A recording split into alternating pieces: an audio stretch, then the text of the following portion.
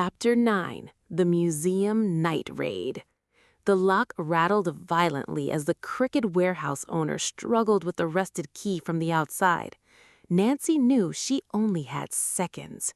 Her eyes frantically swept the small illuminated circle of her flashlight beam until they landed on a heavy iron crowbar resting against the office wall.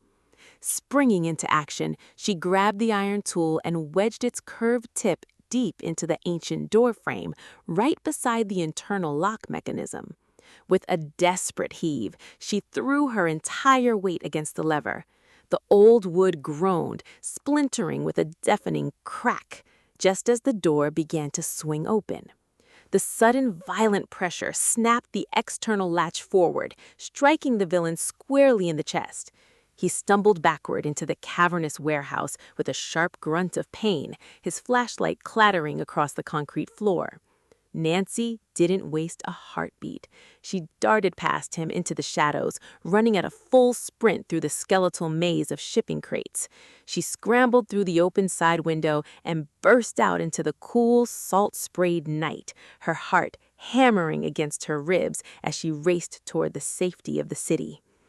By midnight, a thick coastal fog had rolled back into Halifax, wrapping the grand gray-stone Maritime Museum in a ghostly shroud.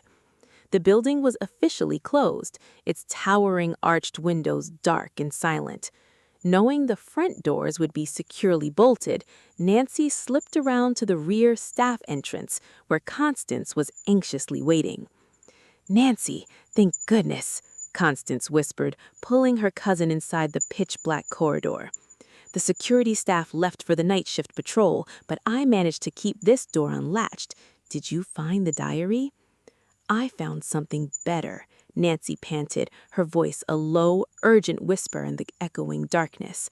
"The sapphire isn't in the warehouse, Constance. It's here." Lord Ashley hid the Star of Acadia inside the secret hull compartment of the vintage wooden ship model, the replica of the Sovereign of the Seas. Constance gasped, her hands flying to her mouth. "That model was donated to our permanent collection nearly 15 years ago. It's in the main exhibition hall." Using only the dim, narrow beam of Nancy's silver flashlight, the two cousins navigated the silent, eerie museum. The grand hall felt entirely different at night. The shadows of towering masts and vintage brass diving helmets stretched across the marble floor like frozen giants. They reached the central glass display case. Inside, resting on a velvet plinth, was a beautifully detailed 3-foot-long wooden galleon with ivory sails, the Sovereign of the Seas. Nancy carefully lifted the heavy glass casing, her fingers reaching out to touch the polished mahogany hull of the model.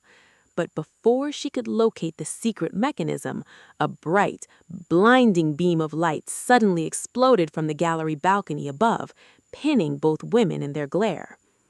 "That's far enough, Miss Drew," a cold voice echoed through the vaulted rafters. Nancy squinted through the blinding light. Stepping out from the shadows of the balcony, a heavy revolver drawn and leveled directly at them, was the museum's head of security. He smiled a sinister, triumphant smile. 20 years of searching the Atlantic coastline, and a schoolgirl from River Heights brings the prize right to my doorstep. Hand over the ship model, Drew, or this museum raid ends in tragedy.